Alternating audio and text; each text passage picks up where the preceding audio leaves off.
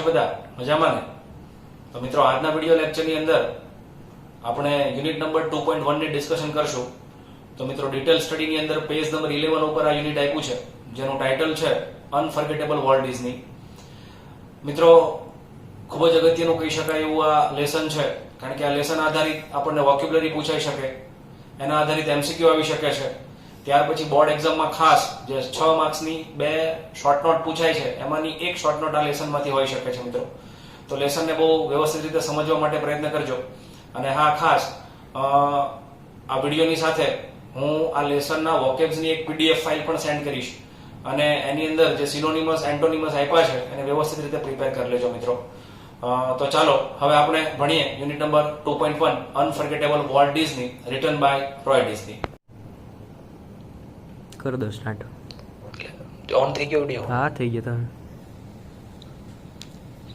તો મિત્રો આપણી પાસે નવું ટાઇટલ છે unforgettable Walt Disney written by Roy Disney. Unforgettable એટલે અવિસ્મરણીય, અથવા બીજી રીતે કહેવું હોય તો ભૂલી ન શકાય તેવું. અનફર્ગેટેબલ વોલ્ટ ડિઝની એટલે ન ભૂલી શકાય તેવા વોલ્ટ ડિઝની અથવા અવિસ્મરણીય Walt Disney written by Roy Disney. મિત્રો વોલ્ટ ડિઝની અને જે રોય ડિઝની છે એ બંને ભાઈઓ હતા. એમાં રોય ડિઝની છે એ એલ્ડર બ્રધર છે, જ્યારે વોલ્ટ ડિઝની છે એ એમના યંગર બ્રધર હતા. મિત્રો ડિઝની મૂવી અને ડિઝનીલેન્ડ અને બીજા ઘણા બધા સોપાનો વોલ્ટ ડિઝની અને રોય ડિઝનીએ દુનિયાને આપ્યા છે. તો અમેરિકાનું પ્રતિષ્ઠિત કહી શકાય તેવું એક ફેમિલી ડિઝની ફેમિલી, અને એના રિગાર્ડિંગ આ લેસન આપણને આપેલું છે. મિત્રો કયા પ્રકારની એ લોકોએ સ્ટ્રગલ કરી અને ફાઇનલી એ લોકોએ કઈ રીતે સફળતા પ્રાપ્ત કરી એની સરસ મજાની વાત રોય ડિઝની અહીં આપણને કરેલી છે. બીજું, રોય ડિઝની મેં તમને કીધું એમ એ વોલ્ટ ડિઝનીના એલ્ડર બ્રધર હતા, અને રોય ડિઝની આ લેસન વોલ્ટ ડિઝનીના મૃત્યુ પછી લખેલું છે મિત્રો. તો વ્યવસ્થિત રીતે લેસનને આપણે સમજીએ તો પહેલા પેસેજની અંદર રોય ડિઝની કહે છે, એ કહે છે my brother Walt is no more. પહેલી લાઈનને વ્યવસ્થિત રીતે સમજીએ તો પહેલા જ લાઈનની અંદર રોય ડિઝની છે એ વોલ્ટ ડિઝનીના મૃત્યુના સમાચાર આપણને આપે છે. એ ટૂંકમાં આપણને કહેવા માંગે છે my younger brother Walt is dead, એટલે મારા ભાઈ વોલ્ટ હવે નથી, અથવા તો તેઓ મૃત્યુ પામ્યા છે. યટ તમે જોઈ શકો છો મિત્રો આ લાઈનની સાથે આ લાઈનનો કોન્ટ્રાસ્ટ છે. એ કહે છે yet his influence lingers like a living presence over the studio where he turned out the cartoons, nature films and feature movies that made him known and loved around the world. મિત્રો પેસેજને સમજો શાંતિથી, શબ્દોને પણ આપણે પહેલા જોઈએ. મિત્રો lingers શબ્દ અગત્યનો છે, એનો અર્થ સ્ટે ઓન એવો થશે, જેને કહેવાય લાંબા સમય સુધી ટકી રહેવું. લિવિંગ પ્રેઝન્સ એટલે જીવંત હાજરી. આ શબ્દ છે સ્ટુડિયો, એટલે વોલ્ટ ડિઝની અને રોય ડિઝની એમનું ક્રિએશન અથવા કાર્ટૂનનું કામ અથવા ફીચર મૂવીઝ વગેરે વગેરે જે બધા આઈડિયાઝ જે જગ્યાએ રહીને એ લોકો એપ્લાય કરતા હતા એ એમનું વર્કિંગ પ્લેસ, એને આપણે એ લોકો સ્ટુડિયો કહે છે. ટર્ન આઉટ શબ્દનું મિનિંગ આપણે કરીએ છીએ ના તરફ વળવું. ટૂંકમાં સમજી શકાય તેવી 2-3 લાઇન્સ આપણે જોઈએ તો કહે છે મારા ભાઈ વોલ્ટ હવે નથી, છતાંય તેમની અસર, ઇન્ફ્લુઅન્સનો મિનિંગ આપણે કરશું અસર, લાંબા સમય સુધી ટકી રહેલી છે. આ સાદો વર્તમાન કાળ છે, જોઈ શકો છો તમે. લાઈક અ લિવિંગ પ્રેઝન્સ એટલે એ કહે છે મારા ભાઈ વોલ્ટ જીવંત નથી, તેમ છતાંય તેમની જીવંત હાજરીની અસર લાંબા સમય સુધી ટકી રહેલી છે. શેના ઉપર? તો એમનું જે વર્ક પ્લેસ છે, એમના સ્ટુડિયો ઉપર, કે જ્યાં જોઈ શકો છો તમે અહીં સ્ટુડિયોના રિગાર્ડિંગ અહીં એડજેક્ટિવ ક્લોઝ આપણને આપ્યું છે. એ કહે છે વેર હી ટર્ન આઉટ, કે જે સ્ટુડિયોની અંદર તેઓ ના તરફ વળ્યા. શેના તરફ વળ્યા? તો કહે છે કાર્ટૂન્સ તરફ, નેચર ફિલ્મ્સ અને ફીચર મૂવી તરફ. That made him non and loved around the world, કે આ બધા ક્રિએશનોએ તેમને સમગ્ર દુનિયામાં લોકોના ચહિતા અને સમગ્ર દુનિયાની અંદર તેમને નામના અપાવી. એટલે ટૂંકમાં અહીંયા ફૂલ સ્ટોપ સુધીની લાઈન આપણે જોઈ શકીએ છીએ, બહુ વ્યવસ્થિત રીતે સમજી શકાય તેવું છે. રોય ડિઝની પોતાના યંગર બ્રધર વોલ્ટ ડિઝનીને યાદ કરતા કહે છે કે મારા ભાઈ વોલ્ટ હવે જીવંત નથી, તેમ છતાંય તેમની જીવંત હાજરીની અસર સ્ટુડિયો પર લાંબા સમય સુધી ટકી રહેલી છે, કે જ્યાં સ્ટુડિયોમાં તેઓ કાર્ટૂન તરફ, નેચર ફિલ્મ અને ફીચર મૂવી તરફ વળ્યા, કે આ ત્રણ બાબતોએ તેમને સમગ્ર દુનિયાની અંદર લોકોના ચહિતા અને લોકોની અંદર એમને ખ્યાતનામ બનાવ્યા. મિત્રો હવે આગળ વધીએ. નેક્સ્ટમાં કે છે ઇવન નાઉ, એનો મિનિંગ થશે આજે પણ. મિત્રો આ બધા જે હું અર્થ બોલું છું એ પેન્સિલથી લખતા રહેજો તમારી ટેક્સ્ટબુકમાં. એ કે છે આજે પણ as I walk around the studio crew, CREW. હવે એકચ્યુઅલી આ જે ક્રૂ શબ્દ છે એ જહાજની અંદર અથવા તો પ્લેનની અંદર વપરાતો શબ્દ છે. ત્યાં જે કામ કરનાર કર્મચારીઓ છે એને ક્રૂ કહેવામાં આવે છે. એ કહે છે ઇવન નાઉ, આજે પણ as I walk around the studio crew, એ કહે છે હું સ્ટુડિયોની અંદર કામ કરનારા કર્મચારીઓની વચ્ચે જાઉં છું, તો એ કહે છે I half expect to encounter. To એન્કાઉન્ટરનો અર્થ લખજો ટુ મીટ, મળવું. That tall country boy figure head bowed in thought about some new project. મિત્રો આજે તો આપણે જોવા જઈએ તો જ્યારે આ લેસન લખાણું છે રોય ડિઝની દ્વારા, ત્યારે આપણે અગાઉ જોયું તેમ કે વોલ્ટ ડિઝનીની હયાતી નથી, છતાંય એની હયાતી એમના એલ્ડર બ્રધર મહેસૂસ કરે છે. એટલે એ કહે છે આજે પણ હું જ્યારે સ્ટુડિયોની અંદર કામ કરનારા કર્મચારીઓની વચ્ચે જાઉં છું ત્યારે I half expect to encounter that tall country boy figure.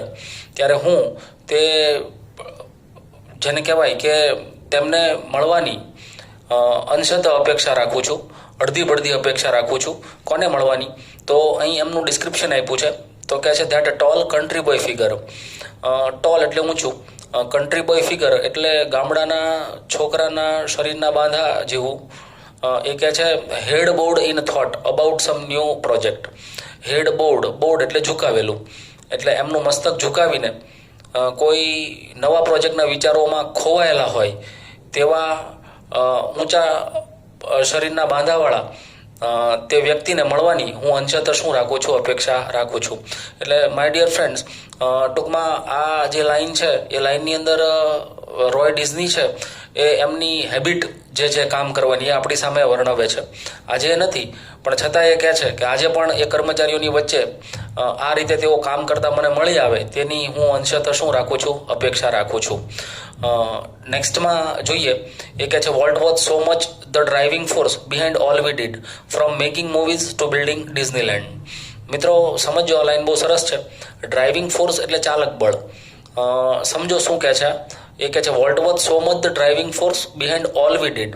એ કહે છે અમે જે કંઈ કર્યું તેની પાછળનું મુખ્ય ચાલક બળ વોલ્ટ હતા.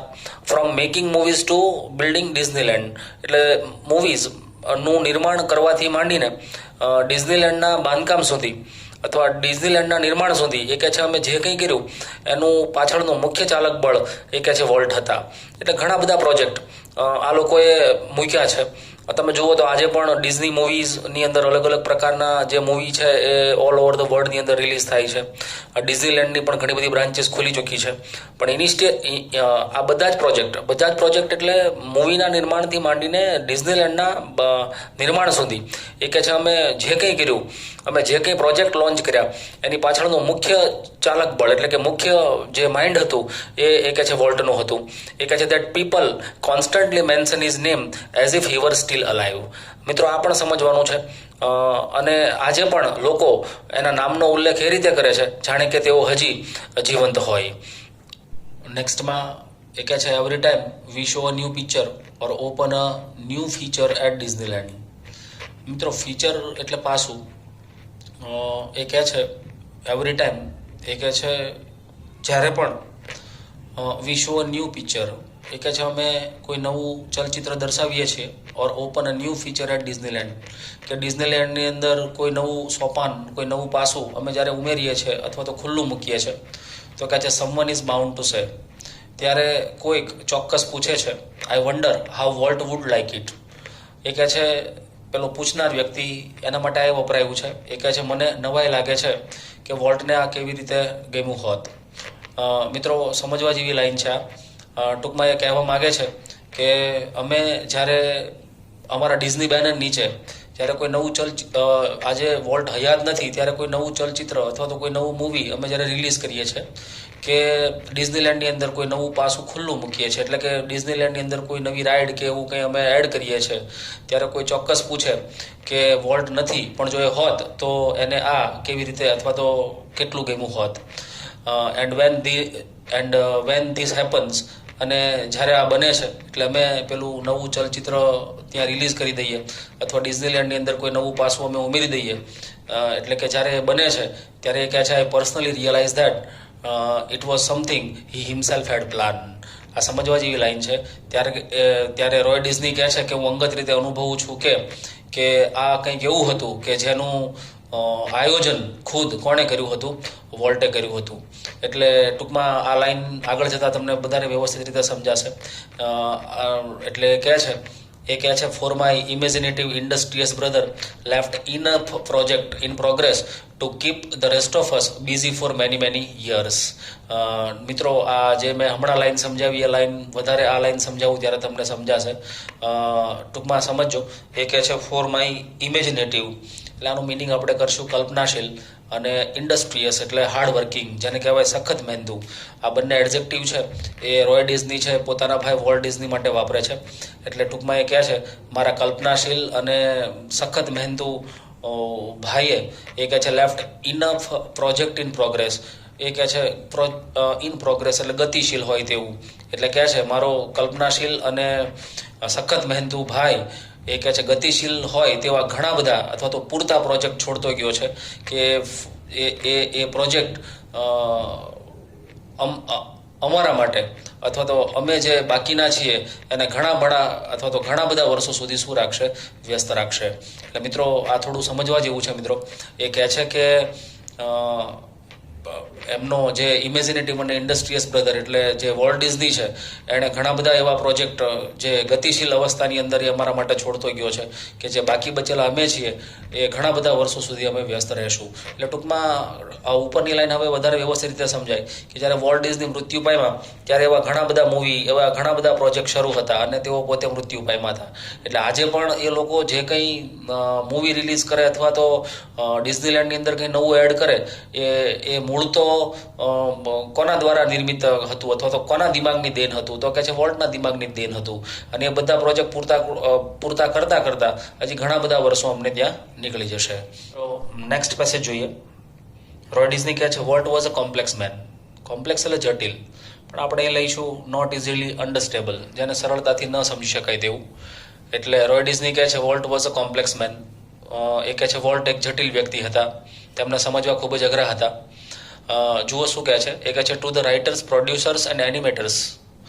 રાઇટર્સ એટલે લેખકો, પ્રોડ્યુસર્સ એટલે નિર્માતાઓ, એનિમેટર્સ એટલે કાર્ટુનિસ્ટ. એ કહે છે વુ વર્ક વિથ હિમ, કે જે લોકો તેમની સાથે કામ કરતા. એ કહે છે એ લોકો માટે he was a genius. Genius એટલે બુદ્ધિજીવી. બહુ સમજવા જેવું છે. એ કહે છે પેલા નિર્માતાઓ, કાર્ટુનિસ્ટ અને પેલા લેખકો કે જેઓ તેની સાથે કામ કરતા, એ કહે છે તે લોકોને તે એક બુદ્ધિજીવી લાગતો. Who had an extraordinary ability. Extraordinary એટલે અદમ્ય, એબિલિટી એટલે ક્ષમતા. એ લોકો એવું વિચારતા કે તેની પાસે અદમ્ય ક્ષમતા હતી to add an extra stroke of imagination to any story or idea. મિત્રો, ઇમેજિનેશન એટલે કલ્પનાઓ, સ્ટોરી એટલે આપણે એનો મિનિંગ કરશું વાર્તાઓ, અને આઈડિયા એટલે વિચાર. એટલે આ સમજવા જેવું છે કે જે ટૂંકમાં એની સાથે કામ કરનારા લોકો, તો કે છે પેલા લેખકો, પ્રોડ્યુસર્સ એટલે પેલા નિર્માતાઓ, અને જે પેલા કાર્ટુનિસ્ટો છે એ લોકો વોલ્ટને એક બુદ્ધિજીવી વ્યક્તિ સમજતા. અને તે લોકો એવું માનતા કે વોલ્ટ પાસે કોઈ પણ વાર્તા કે કોઈ પણ વિચારની અંદર એ કહે છે કલ્પનાઓ ઉમેરવાની એક અદમ્ય એવી શું હતી? ક્ષમતા હતી. કારણ કે આપણે જાણીએ છીએ મિત્રો કે કાર્ટૂનનું જે આખું ફિલ્ડ છે એ કલ્પનાઓથી જ બનાવવામાં આવે છે. એટલે ટૂંકમાં કોઈ પણ વાર્તા કે કોઈ પણ વિચારની અંદર સરળતાથી વોલ્ટ પોતાની કલ્પનાઓને શું કરી શકતો? એડ કરી શકતો.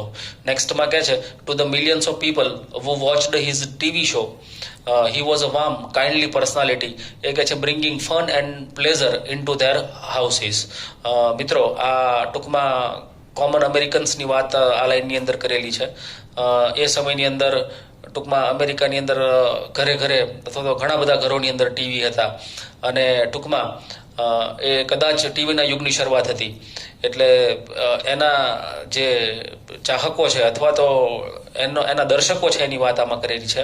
એ કહે છે to the millions of people, એ કહે છે પેલા લાખો લોકો માટે who watched his TV show, કે જે લોકો દરરોજ તેના ટીવી શોને જોતા, એ લોકોને વોલ્ટ કેવો જણાતો? તો કે છે he was a warm kindly personality. અહીં મિત્રો વાર્મનો મિનિંગ આપણે મૃદુ કરશું અને તમે જુઓ તો પર્સનાલિટી એટલે વ્યક્તિત્વ. એ કહે છે bringing fun and pleasure into their homes. મિત્રો અહીં ફનનો મિનિંગ આપણે આનંદ કરશું અને પ્લેઝરનો મિનિંગ ઉત્સાહ એવું કરશું. એટલે સમજો બરાબર. તો એ કહે છે પેલા લાખો લોકો કે જે તેના ટીવી શોને દરરોજ જોતા, એ કહે છે લાખો લોકો માટે વોલ્ટ છે એ એક મૃદુ વ્યક્તિત્વ ધરાવનાર અને તેમના ઘરોની અંદર ટૂંકમાં આનંદ અને ઉત્સાહ લાવનાર વ્યક્તિ હતો. એટલે ટૂંકમાં અહીં બે મંતવ્યો તમને આપ્યા છે.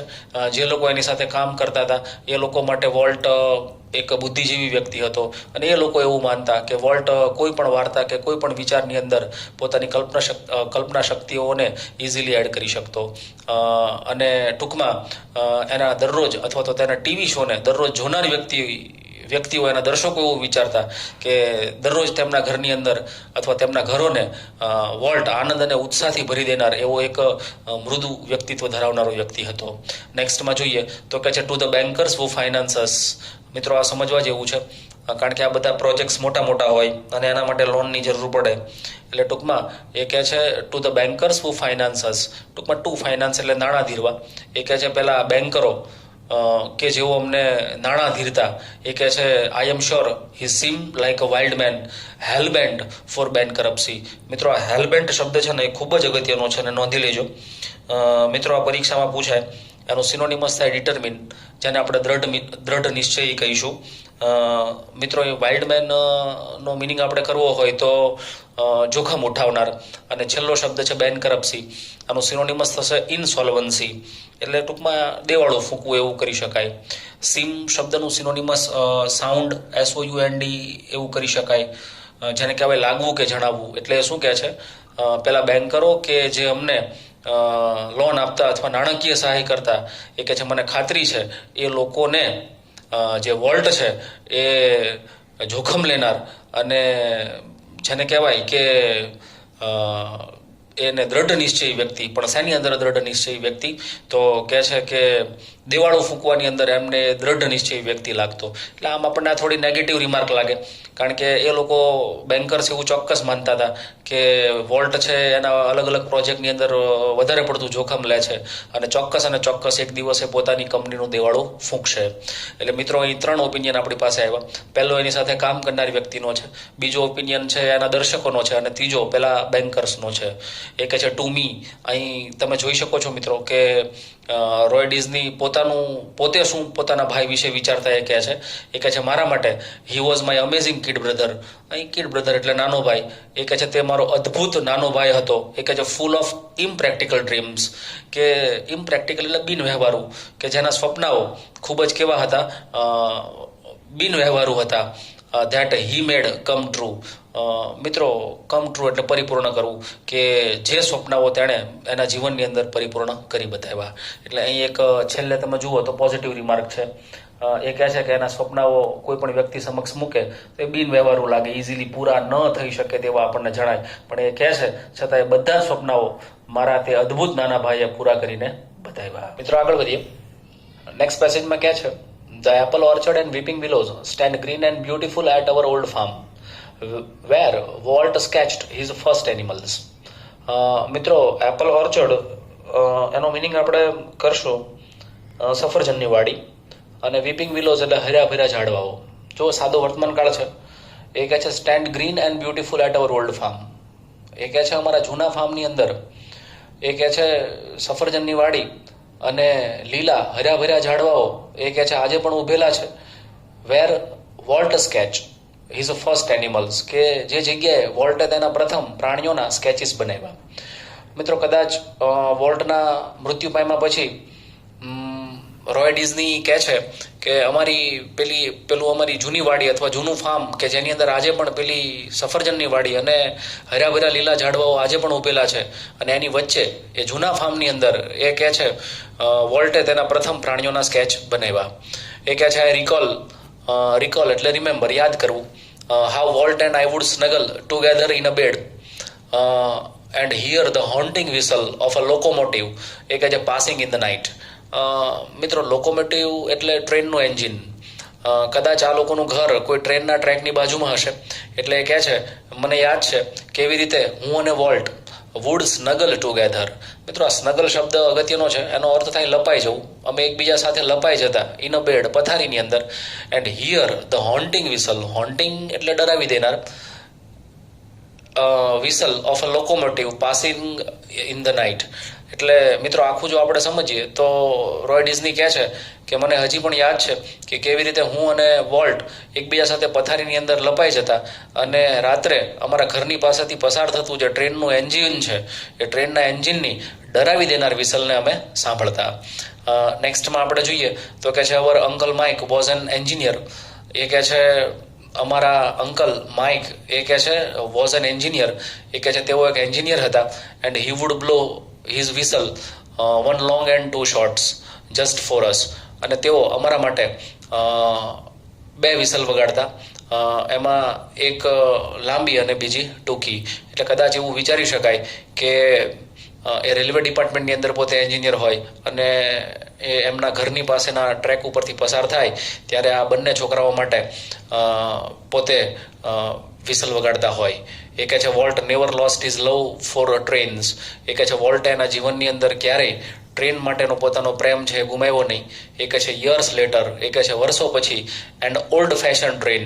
એક ઓલ્ડ ફેશન એટલે જૂના જમાનાની train was one of the first attraction at Disneyland. આ સમજાય એવું છે મિત્રો. એ કહે છે વર્ષો પછી પણ એ કહે છે ડિઝનીલેન્ડના જે શરૂઆતના આકર્ષણો હતા એ શરૂઆતના આકર્ષણોમાંનું એક આકર્ષણ એક જૂના જમાનાની ટ્રેન હતું. મિત્રો, તમે જોઈ શકો છો જે પિક્ચર તમારા પેજ ઉપર આપ્યું છે એમાં ટ્રેનનું જે ચિત્ર છે કદાચ એ વોલ્ટ ડિઝની દ્વારા ડિઝનીલેન્ડની અંદર સૌપ્રથમ એ રાઇડ ઉમેરવામાં આવી હોય. નેક્સ્ટ પેસેજ જોઈએ. નેક્સ્ટ પેસેજની અંદર કહે છે as far back as I can remember. એ મિત્રો, રોય ડિઝની કહે છે કે હું ભૂતકાળ મને બરાબર યાદ છે. એ કહે છે વોલ્ટ વોઝ ડ્રોઈંગ. આ થોડી લાઈન સમજવા જેવી છે. એટલે હું ભૂતકાળને જ્યારથી યાદ કરું છું ત્યારથી એ કહે છે વોલ્ટ ચિત્રો બનાવતો હતો. એટલે એકચ્યુઅલી મને એક્ઝેક્ટ આઈડિયા નથી કે વોલ્ટે ચિત્રો ક્યારના બનાવવાના શરૂ કર્યા, પણ વોલ્ટનું બાળપણ હું જ્યારથી યાદ કરું ત્યારથી મને ખબર છે કે વોલ્ટ ચિત્રો બનાવતો. એ કહે છે the first money he ever made was a nickel for a sketch of a neighbours horse. મિત્રો, આ બહુ અગત્યનો શબ્દ છે. એકચ્યુઅલી અમેરિકાની અંદર 5 સેન્ટ કોઈન, નિકલનો મિનિંગ આપું છું, 5 સેન્ટ કોઈન, આ યાદ રાખજો બરાબર.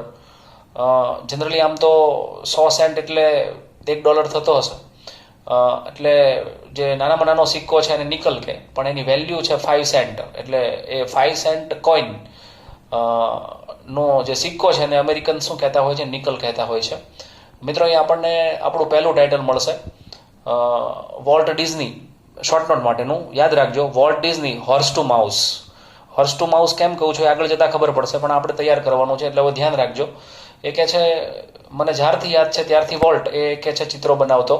એ કહે છે the first money he ever made was a nickel for a sketch of neighbour's horse.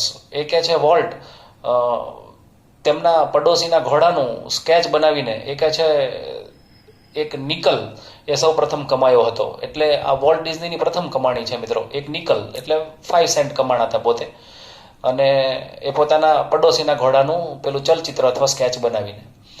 આગળ જઈએ. અહીંથી એમની જર્ની શરૂ થાય છે professional. He studied cartooning in Chicago. એ કહે છે તેઓ કાર્ટૂનિંગ શિકાગોની અંદર ભણ્યા and then started a little animated cartoon company in Kansas City that flop. જોજો એમનું પહેલું સાહસ છે. એ કહે છે શિકાગોની અંદર કાર્ટૂનિંગ ભણ્યા પછી એ કહે છે કેન્સાસ શહેરની અંદર તેમણે એક નાનકડી એવી કાર્ટૂન કંપની સ્થાપી કે જે ફ્લોપ રહી, નિષ્ફળ રહી. એટલે ટૂંકમાં પહેલું જ સાહસ એમનું નિષ્ફળ રહ્યું એવું કહે છે. નેક્સ્ટમાં કહે છે I was in Los Angeles when Walt just 21 decided to try his luck in Hollywood. એ કહે છે જ્યારે 21 વર્ષની ઉંમરે વોલ્ટે તેનું નસીબ હોલિવૂડની અંદર અજમાવવાનું નક્કી કર્યું ત્યારે રોય ડિઝની કહે છે હું લોસ એન્જલસની અંદર હતો. એ કહે છે I met him at the station. હું વોલ્ટને રેલવે સ્ટેશન ઉપર મળ્યો. એ કહે છે he was carrying a cheap suitcase that contain all his belongings. મિત્રો બિલોંગિંગ્સ એટલે સામાન. એ કહે છે ત્યારે સ્ટેશન ઉપર મિત્રો ખરેખર બહુ સરસ છે, આ સમજવા જેવું છે. જ્યારે હું એને મળ્યો ત્યારે એ કહે છે કે તેની પાસે એક સાવ સાદી એવી સસ્તી એવી સુટકેસ હતી કે જે સુટકેસની અંદર તેનો બધો સામાન હતો. એટલે એવી કોઈ જેને કહેવાય તો ફાઇનાન્શિયલ કન્ડિશન એમની બહુ સ્ટ્રોંગ નહોતી, એમ કે ફક્ત એમના કપડાં અથવા તો એક ચિત્રકાર માટે એમનું જેને કહેવાય ડ્રોઈંગ બ્રશ ને કેનવાસ ને આ બધાથી ભરેલી બેગ, તેઓ એ સાદી એવી સસ્તી એવી બેગ સાથે તેઓ મને મળ્યા. એ કહે છે we borrowed $500 from an uncle. અમે બંને એક અંકલ પાસેથી $500 ઉછીના લઈ આવ્યા. And Walt started a cartoon series called Alice in Cartoonland. અને હોલિવૂડની અંદર વોલ્ટે તેની પ્રથમ કાર્ટૂન સિરીઝ શરૂ કરી જેનું ટાઇટલ હતું એલિસ ઇન કાર્ટૂન લેન્ડ. એટલે મિત્રો આ થોડું તમે ધ્યાનમાં રાખજો પ્લીઝ. ફરી એકવાર રિપીટ કરું તો સૌપ્રથમ નિકલ કમાવ્યા, એટલે ઇન શોર્ટ 5 સેન્ટ એમને મળ્યા. ત્યાર પછી કાર્ટૂનિંગ એ પોતે શિકાગોમાં શીખ્યા અને કેન્સાસ સિટીની અંદર એમણે પ્રથમ એમનો એનિમેટેડ કાર્ટૂન સ્ટુડિયો બનાવ્યો કે જે સંપૂર્ણ રીતે નિષ્ફળ રહ્યો. ત્યાર પછી છતાં હિંમત હાર્યા વગર તેઓ પોતે લોસ એન્જલસ પહોંચ્યા અને ત્યાં એમણે હોલિવૂડની અંદર પોતાનું જે લક છે એ અજમાવવાનું નક્કી કર્યું. પણ ત્યાં ગયા ત્યારે એમની પાસે એવી કોઈ સંપત્તિ હતી નહીં. નેક્સ્ટમાં એ કહે છે કે એક અંકલ પાસેથી અમે $500 ઉછીના લાવ્યા અને પહેલી સિરીઝ બનાવી જેનું ટાઇટલ હતું એલિસ ઇન કાર્ટૂન લેન્ડ. એ કહે છે ઇટ વોઝ ટફ ગોઈંગ, એટલે it stand for the time was tough going. એ કહે છે તે સમય મુશ્કેલ હતો. એ કહે છે Walt did all the animation and I cranked the old fashion camera. Old fashion camera એટલે જૂના જમાનાનો કેમેરો. ક્રેન્ક એટલે ચલાવવું, પણ અહીં સાદું ભૂતકાળ છે એટલે હું કહું છું કે હું ચલાવતો. એ કહે છે વોલ્ટ બધા જ એનિમેશન્સ કરતો અને હું એક જૂના જમાનાનો કેમેરો ચલાવતો. એટલે કે એ જે એનિમેશન્સ છે એને હું શૂટ કરતો. એનું કહેવાનું તાત્પર્ય એવું છે, કારણ કે આ તો ઇનિશિયલ સ્ટેજ ઉપર એ લોકો કામ કરે છે. એટલે આજે ડિઝની કંપનીની અંદર જેટલા કર્મચારીઓ છે એટલા કર્મચારીઓ ન હોય, એટલે બંને ભાઈઓ અમે પોતે જ આ બધું કામ અમારી જાતે કરતા એવું એનું કહેવાનું તાત્પર્ય છે. નેક્સ્ટમાં કહે છે the Alice cartoons didn't make much of a splash. Didn't make a much of a splash એટલે એ કહે છે એલિસ કાર્ટૂન એટલું બધું સફળ રહ્યું નહીં. So Walt started a new series called Oswald the rabbit. એ કહે છે તેથી વોલ્ટે એક નવી સિરીઝ શરૂ કરી કે જેનું નામ હતું Oswald the rabbit. Oswald did better but when Walt went to our New York distributor for more money he ran into trouble. ટૂંકમાં સમજો બરાબર. એ કહે છે ઓસ્વાલ્ડ થોડું ઘણું સફળ રહ્યું, પરંતુ જ્યારે વોલ્ટ અમારા ન્યુયોર્કના ડિસ્ટ્રીબ્યુટર પાસે વધારે પૈસા માગવા માટે ગયો ત્યારે એ કહે છે તે મુશ્કેલીમાં મુકાયો. એટલે એનું કહેવાનું તાત્પર્ય છે ઇનડાયરેક્ટલી આમ જોવા જાવ તો ઓસ્વાલ્ડ ધ રેબિટ સફળ રહ્યું, પણ કોઈ ટેકનિકલ બાબતોની અંદર ફસાઈને એ પણ ફાઇનલી નિષ્ફળ જ રહ્યું. એટલે તમે જુઓ તો હવે અહીંથી આગળ મિકી માઉસ ની યોજના એ પોતે બનાવે છે. એટલે અહીં આપણે પહેલી શોર્ટ નોટ તૈયાર કરવાની છે મિત્રો, કે જેનું ટાઇટલ બરાબર યાદ રાખજો, વોલ્ટ ડિઝની. અહીંથી આપણે શરૂ કરશું હોર્સ ટુ માઉસ. તો મિત્રો હવે પછીનું લેસન આપણે પાર્ટ 2માં જોઈશું. Thank you.